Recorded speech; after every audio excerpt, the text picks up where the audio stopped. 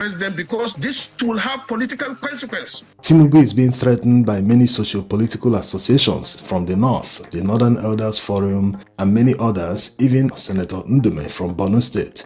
They are all threatening him, warning of consequences in 2027 that they will not vote for him if he refuses to heed their advice. Before we see their requests, there's a huge joke, or is it delusion? They are thinking that they are the ones that voted for him and put him in power. Where do we even start? Let's start from the beginning.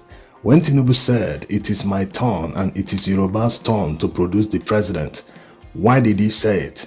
It was because Buhari wasn't backing him at the time. He has seen the friction, the cold shoulder. So he had to play to the gallery. He had to play to emotions of the people, especially his base. That's why after he said, "It is my turn," he ended it with "It is Yoruba's turn," to make people feel, yes, you have to support your own brother. We are the same thing. Support me. I will go for the presidency. It is our turn to produce the president. The same way he did that, the same way he used the Muslim ticket to bamboozle people who feel that it is only someone of the same religion that they can vote for, that they will never vote for any person of another religion. Tinubu didn't stop at that. He also made it clear how he made Buhari president, how Buhari cried and said that he is no longer contesting, that people don't want to vote for him, and how he promised him that they will canvass for votes for him in the southwest. With the votes from southwest, he will add it to the ones he will get from the north and probably win the election, which he eventually did. Why Tinubu said all this in public was because he saw the handwriting on the wall that he wasn't the preferred candidate of Buhari and the APC. But eventually his tactics worked.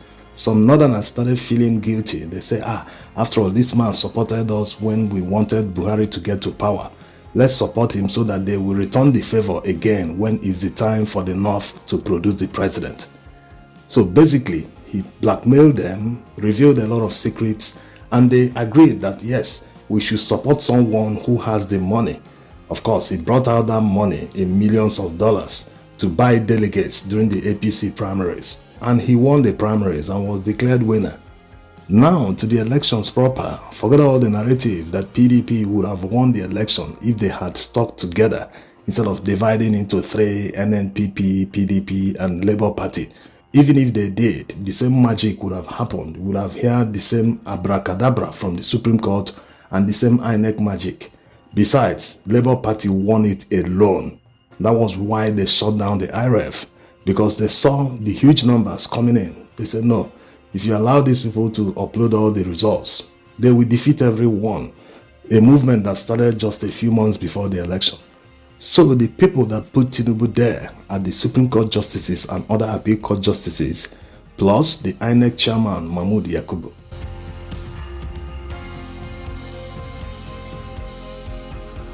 The precedent set by the courts in this election cycle will haunt Nigeria in future elections. These northerners, these men that are criticizing Tinubu and giving conditions today, they feel, they are the ones that benefited from the fraud. After all, they supported Tinubu, that in their own time, they will still benefit from it. The problem is they don't realize that anybody can do it, not just Tinubu. Once you have money, enough money to buy anyone you want, you can buy the whole system and get to power like he did. Yes, another person with even more financial power than Tinubu can do it in the future. Why do people think Wike is fighting hard in Rivers State? It's because he wants the financial war chest for a fight tomorrow. Who knows what will happen? The template is already there, set by Tinubu. The money he has been making from Lagos State since he left office, all the money he used that to buy whoever can block his way. So when others are talking about the Supreme Court abracadabra, how they threw away all precedents in order to support election rigging and fraud, many people think, it's because you are not in power, you are not the one that benefited.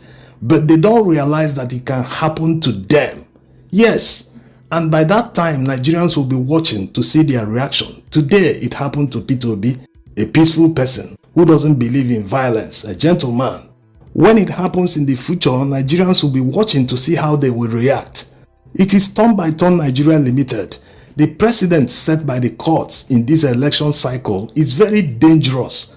Anybody, any type of character, once you have money, you can become whoever in Nigeria. That's what the precedents they set mean. So you can imagine where we're going as a country. They are busy talking about appointments, moving central bank departments to Lagos and all that. One group from Katsina threatened Tinubu that they won't vote for him in 2027 if he allows the movement of airport equipment from Yaradua International Airport in Katsina to another airport in Nigeria. They should wake up from their slumber. Votes don't count. They will be busy voting on election day, and INEC will be busy manipulating figures. Before they know it, election results have been announced. And they will tell you, go to court if you have any complaints, that you will not win all the time, that you are too obstinate, that you must accept that you lost the election. They will tell you all sorts of things to make it feel that they won.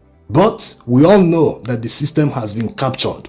This is why everyone should be saying it the same time. Raising your voice when you know that there is injustice. Don't fold your hands and say, today I'm enjoying it, it's not my business. I will not criticize a system that I'm benefiting from, but they do not know that sooner or later the injustice will be knocking at their door. Hey, open this door, come on, we visit you now. That is how it works. All these one Nigeria, they are just using it as lip service. They do not believe in it. They believe it is their right to maintain power, that whoever they want, they will give power. But the president set this time around negates everything they think they believe in.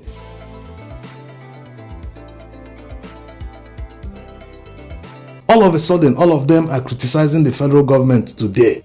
They didn't do that. They were all asleep during Buhari's administration. Why the hypocrisy? Is it today they are now realizing that something is wrong with the system because they feel threatened? There's a serious problem when people feel that the only way to bring development is when people work as civil servants.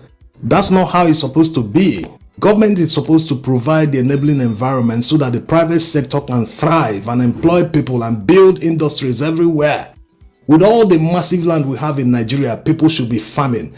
Farmers should be millionaires in Nigeria. But the reverse is the case. They are not even shouting and attacking the government to make sure they solve the insecurity that is pervasive in the north. They are not doing all that so that their farmers and their people can go back to the farms and be making money. They're only interested in what institution of the government that is moved to another part of the country of the same Nigeria. Not as if they are moving it to another country entirely, but it's still in the same Nigeria. They are dragging and saying, no, it must be here. And I think the president will reverse it. I'm confident of that. And if that does not happen, of course, this is democracy. We'll know what to do. People issuing threats should get their priorities right. They should make demands based on the impact it will have on their people. The North has a massive population that are very poor.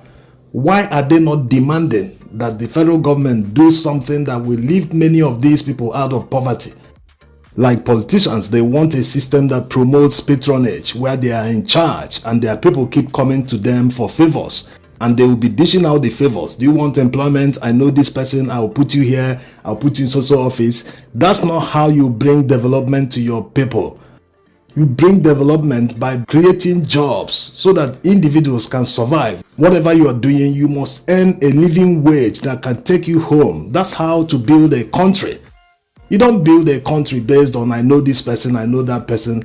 In fact, it promotes mediocrity because incompetent people find themselves in offices where they should not be based on merit.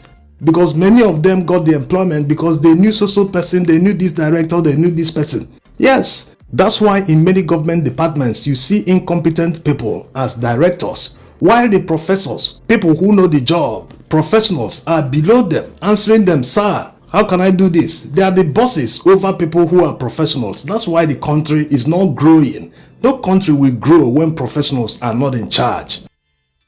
If the government wants to employ someone to head the agriculture ministry to bring about the agricultural revolution in Nigeria, they must employ the best. You don't employ someone because, hey, this person is my brother, I will put him there, whether he's in agriculture or not. The Buhari experience should have taught Nigerians a lesson. He employed everyone from a particular section of the country. How did it pan out for Nigeria? Even security he couldn't solve in his home state, Katsina State. There's still banditry up to today. In neighboring Zamfara, the same thing. Around the country, everywhere, he left it the same way. It has become worse. So to people who think that in a multi-ethnic country like Nigeria, that only people from certain tribes, if the people are not your brothers of the same tribe, of the same religion, that you can never support them or put them in good offices where they will actually create an impact that will benefit everyone, it doesn't work that way. We are not ready to develop this country. Thanks for watching.